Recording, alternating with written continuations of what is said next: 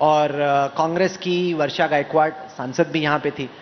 उन्होंने आपकी सरकार पे तमाम आरोप लगाए कि आप मुंबई शहर को अडानी समूह को हैंडओवर करना चाहते हो। कहा कि जो ओरिजिनल कॉन्ट्रैक्ट था, उसकी जो कंडीशंस थी, उनको मॉडिफाई किया गया इस तरीके से कि बहुत ज्यादा वित्तीय फायदा आप अडानी ग्रुप को प्रोवाइड कर रहे हो, और अगर उनकी सरकार बनती है तो वो इस कॉन्ट्रैक्ट को कैंसिल कर देंगे। How do you respond to all the criticism that is coming your way on the Dharavi rehabilitation? If you give me some time I will try to explain.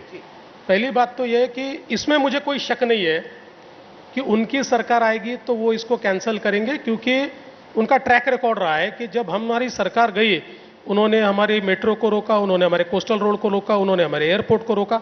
तो रोकने का उनका एक एक्सपीरियंस है। हालांकि उनकी सरकार आने वाले नहीं है, इसलिए इसमें डरने की बात कुछ नहीं है।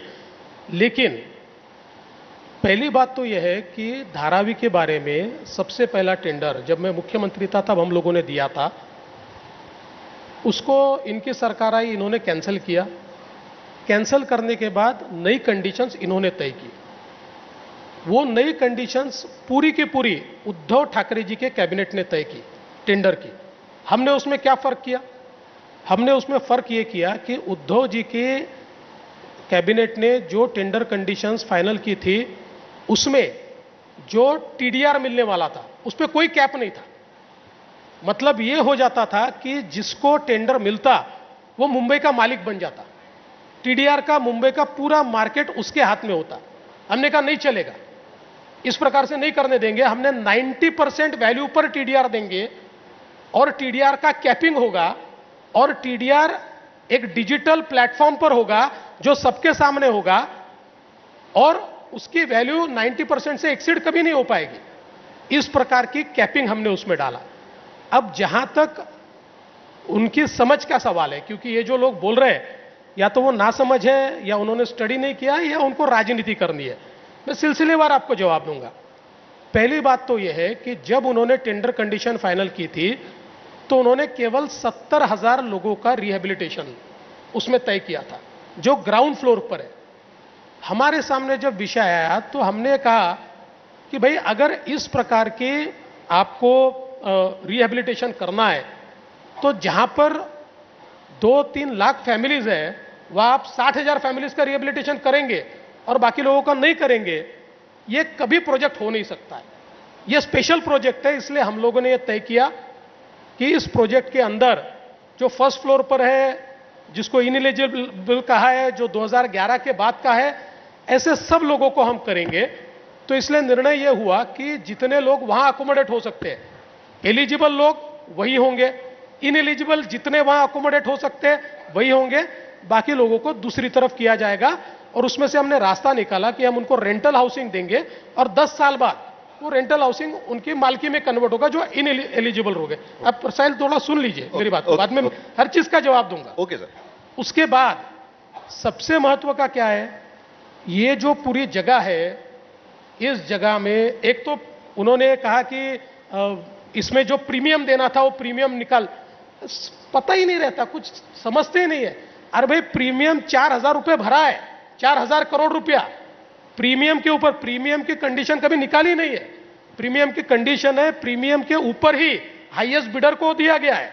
दूसरी चीज यह है, ये जो पूरी जगह है, इस जगह में 18% जगह रोड्स में जाएगी, 17% जगह ग्रीन बेल्ट में जाएगी।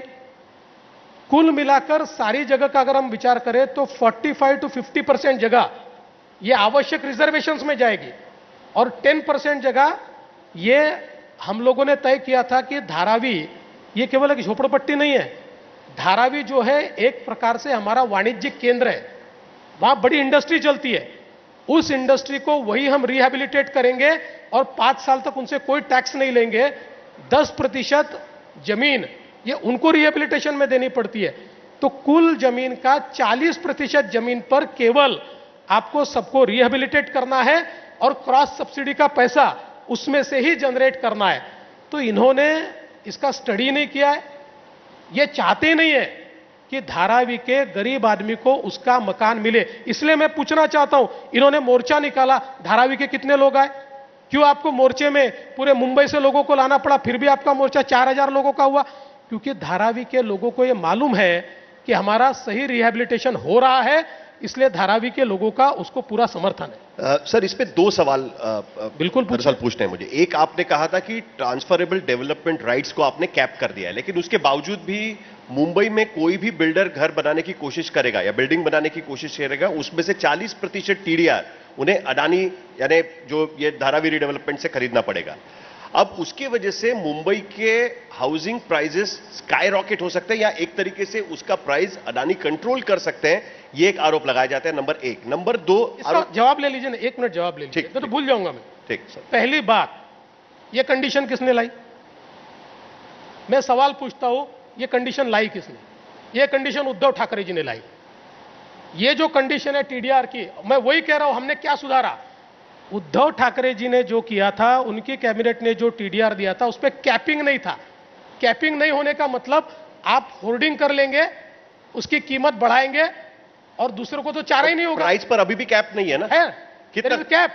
आप 40% टीडीआर पे कैप, मतलब प्राइस पे कैप नहीं, प्राइस पे ना, जो प्राइस है उसके 90%, 100% नहीं, रेडी रेक्टर प्राइस 90% से ऊपर नहीं जा सकते।